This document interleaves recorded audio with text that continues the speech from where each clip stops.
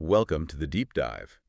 We sort through the research, the notes, the sources, really digging deep to pull out those essential insights you can actually use. Mm-hmm.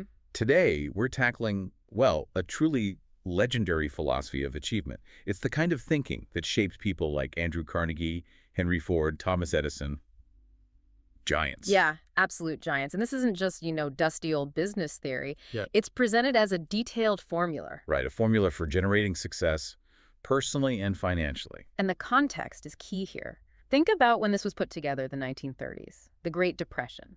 Massive economic uncertainty. Wow, okay. So born out of necessity, really. Exactly. It wasn't about just feeling good. It was about practical survival, about rebuilding.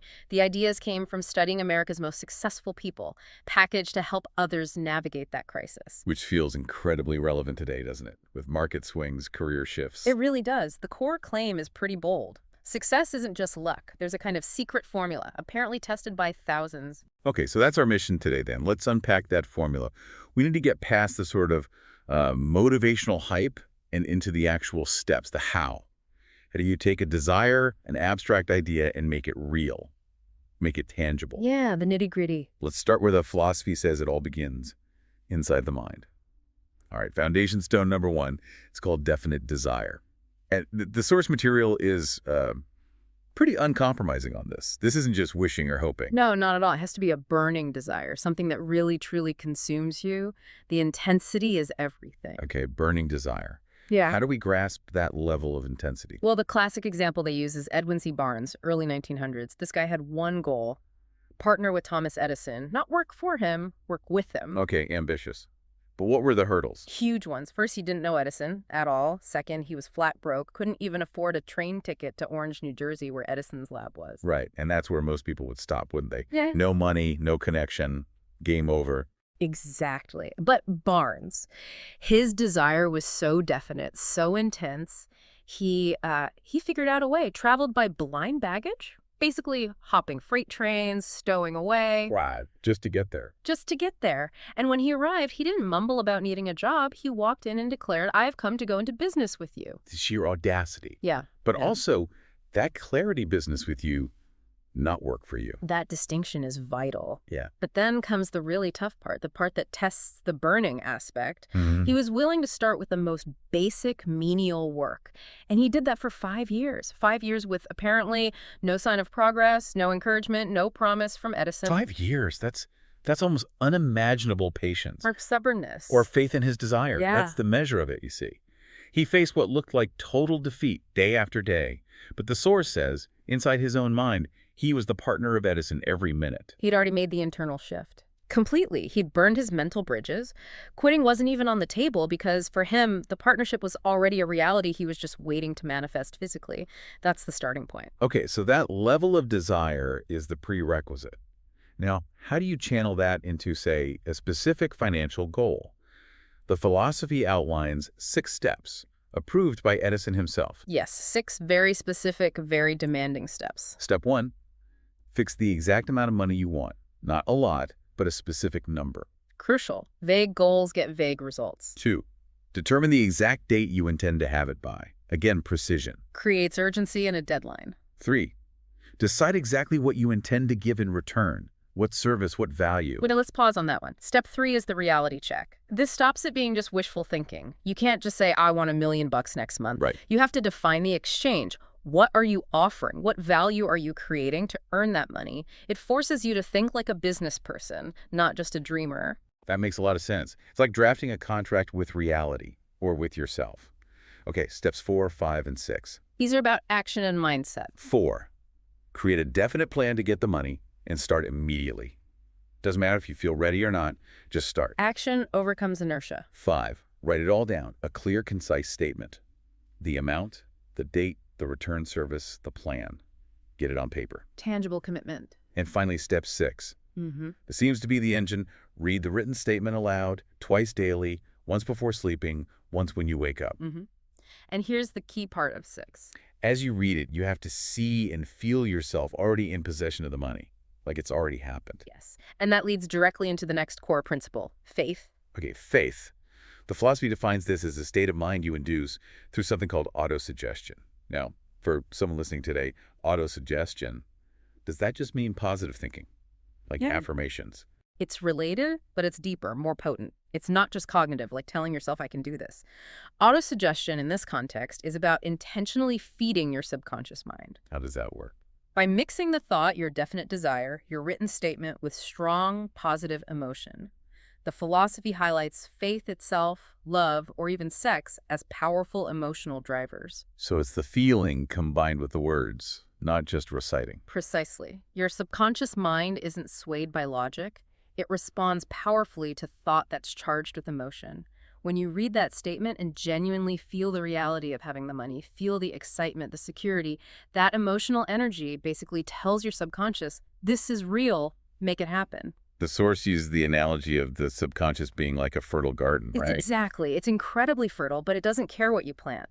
So seeds of fear, doubt, worry the weeds, and that's what will grow, choking everything else. But if you consistently, deliberately sow your definite desire, charged with that positive emotion, Then that's what the subconscious nurtures and works tirelessly to bring into your reality. The proof is simple, really. We all tend to believe things we repeat to ourselves often enough, whether they're true or false initially. so faith here isn't necessarily religious faith, but rather a cultivated belief. It's the deliberate creation of belief in your goal, achieved through that consistent emotional mental conditioning. Autosuggestion is the tool. Faith is the result. Okay, let's shift from the internal state to the external tools needed. There's a really provocative statement in the sources. Knowledge is not power. Yeah, that one definitely flies in the face of conventional wisdom, doesn't it? Especially now in the information age. Right, we're told constantly that knowledge is power. But this philosophy says it's only potential power. And look at the examples they give. Henry Ford barely finished elementary school, let alone high school. Thomas Edison famously had only about 3 months of formal schooling. Yet they built empires. So formal education isn't the be-all and end-all. Not according to this view. It argues that true education isn't just stuffing your head with facts. The word itself, educo, means to draw out, to develop from within. Education is about using knowledge effectively. So what's the missing ingredient? What turns that potential knowledge into actual power? 2 key things. First, organizing that knowledge into definite plans of action aimed at a specific goal, which ties back to those 6 steps we talked about. Okay. But second, and this is a huge lever, the specialized knowledge you need doesn't have to be yours. You don't need to possess it all personally. Okay. So you can leverage other people's knowledge. Yeah. Which leads us right into the mastermind principle. Andrew Carnegie apparently credited his entire fortune to this. He did. And remember, Carnegie wasn't a steel expert in the technical sense. He was a financier, an organizer. He openly said his success came from the power generated by his mastermind group, about 50 key people. Now, what makes a mastermind group different from just, say, a smart executive team or a board of advisors? The crucial element, the defining characteristic, is perfect harmony. The definition is specific. A cooperative alliance where individuals share advice, counsel, and cooperate in a spirit of perfect harmony. Perfect harmony. That sounds, well, difficult to achieve in a high-stakes business environment. People have egos, competing ideas. It is difficult, and that's exactly why it's so powerful when you do achieve it. It creates a synergy. The combined intelligence, amplified by that harmony, becomes something greater than just the sum of its parts. It's like a third mind, a collective intelligence is created. Is this really practical today or just a nice idea from a century ago? How do you maintain that harmony when big money and big decisions are involved? Well, the source points to the formation of U.S. Steel as proof of its economic power. Charles M. Schwab, one of Carnegie's guys, took his idea for consolidating steel companies a clear plan to J.P. Morgan and his partners. That plan, combined with Schwab's absolute faith in it, and the collective brainpower of Morgan's team working, let's assume, in reasonable harmony on that specific deal, that led to the creation of U.S. Steel, a transaction worth, back then, something like $600 million to the key players. Wow. $600 million from an idea, well presented, and executed by a group working together. That's the argument. It demonstrates the immense economic leverage you get from combining specialized knowledge with that harmonious cooperation. It vastly outweighs what any single person, no matter how brilliant, could achieve alone. So you've got the burning desire, the faith, the plan, the knowledge, maybe even a mastermind group. But you still need the fuel to keep going when things get tough. That's persistence. Yes. The sticking power. It's defined as the sustained effort needed to build and maintain faith. And it comes directly from your power of will. It's that raw refusal to accept defeat. The mantra is simple and blunt. A quitter never wins and a winner never quits. Easier said than done, though. Persistence is often where the wheels fall off for most people. Absolutely. That's why the story of R.U. Darby is so powerful. You know this one. He and his uncle went gold mining, struck ore, got excited, set up machinery, Hmm. and then the vein of ore just disappeared, vanished. So they drilled a bit more, found nothing, and gave up. They quit. Sold all their equipment to a junk man for a few $100. Oh, no. Let me guess. You got it. The junk man, thinking maybe they missed something, brought in a mining engineer. The engineer looked at the geology and realized the vein hadn't vanished. Fault lines meant it had probably just shifted slightly. So the junk man started drilling again, just 3 feet from where Darby and his uncle had stopped. 3 feet.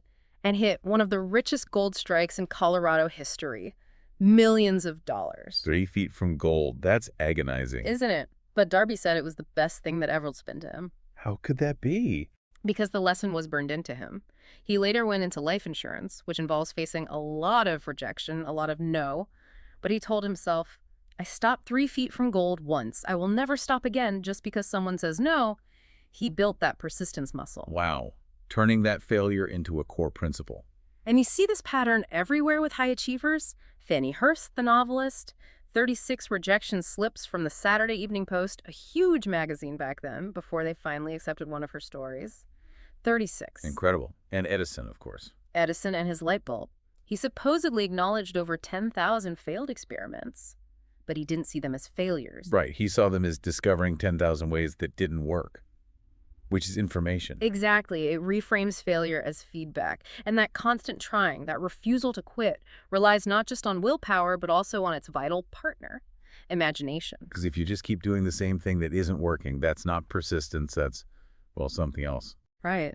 Edison wasn't just persistent. After each failure, he had to use his imagination to think of a new approach, a different material, a different design. Imagination is described as the workshop of the mind. The workshop of the mind. I like that. It's where desire starts to take form, where plans are created. It's the source of all organized effort, all fortunes, really. The Coca-Cola story is used here, isn't it? The enchanted kettle. Yes, perfect illustration. An old country doctor has this simple medicinal syrup recipe. He sells the formula, an old kettle, and a stirring paddle to a young drug clerk for $500. The clerk's entire life savings. And that clerk was Asa Candler. Asa Candler. The formula became Coca-Cola. But the source makes a key point. The doctor sold the formula, but what he didn't sell, what he didn't even understand, was the secret ingredient Candler added. Which was? Imagination. Candler didn't just see a local remedy, he imagined a global beverage empire. He took that simple base and applied vast imaginative vision to it, branding, bottling, distribution. The value wasn't just in the syrup, it was in the imagined possibilities he made real. And it highlights that huge fortunes often spring from incredibly simple ideas, doesn't it? Like Woolworth thinking, what if everything in a store costs 5 or 10 cents? Exactly. The initial idea might seem mundane. It's the imaginative application and persistent execution that create the massive value. Okay, we've covered the external strategy: desire, faith, knowledge, mastermind, persistence, imagination. But there's an internal battle too, right? Mastering your own mind. Absolutely critical. The philosophy is clear. You either control your mind or it controls you. And a big part of that is conquering what it calls the 6 ghosts of fear. The 6 ghosts, what are they? They're listed as the fear of poverty, criticism, ill health, loss of love, old age, and death.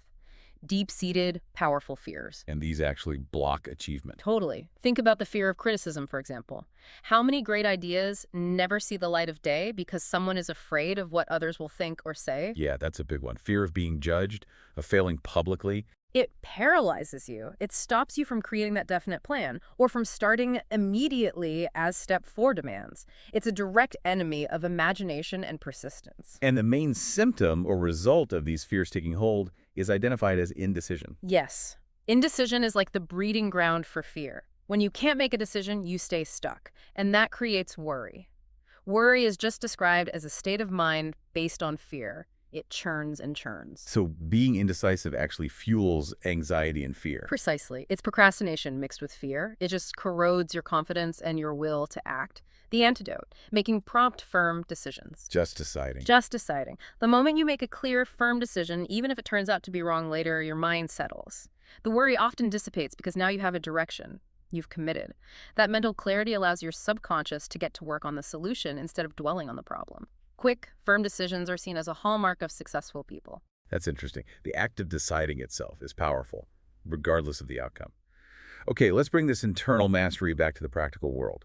How does this philosophy advise someone on marketing their own skills or services? There's a formula for that too, isn't there? The QQS formula. Yes, QQS. It's presented as the formula that determines your value in the marketplace, your compensation, your job security, your advancement. QQS. What does it stand for? Quality plus quantity plus spirit. Okay, quality and quantity seem straightforward. The quality of your work and how much of it you produce. Measurable things. Right. Competence and productivity. Essential, but not the whole picture. So what exactly is spirit? That sounds a bit intangible. It refers to your conduct, your attitude, specifically the habit of agreeable, harmonious conduct. It's about whether you induce cooperation, whether you work well with others, whether you contribute positively to the team environment. Ah, so it connects back to that harmony needed for the mastermind principle. Directly. Spirit is about your impact on the collective energy and effectiveness of the group. You could be a brilliant individual performer, high quality, maybe high quantity. But if your attitude is disruptive, negative, or creates friction, Then your spirit score is low and it undermines the whole team. exactly. Andrew Carnegie was apparently ruthless about this. He stressed that harmonious conduct was non-negotiable. He wouldn't keep someone, no matter how productive, if their attitude poisoned the well, if they couldn't operate in that spirit of harmony. That's fascinating. Especially relevant today with all the focus on collaboration, team dynamics, company culture. Absolutely. Being a force multiplier versus just an individual contributor, your QQS rating determines your real value. High quality and quantity are expected, but superior spirit is often the differentiator for leadership and long-term success. Hashtag, ouchtag, outro. Okay, this has been quite a deep dive. We've mapped out a pretty comprehensive framework here. It really seems to boil down to starting with that incredibly intense, definite desire. Which has to be supercharged by faith, that cultivated belief you build through emotional autosuggestion. Right. Then you leverage specialized knowledge. But crucially, you amplify it through a mastermind group working in harmony. And the whole engine is driven by relentless persistence, fueled by creative imagination.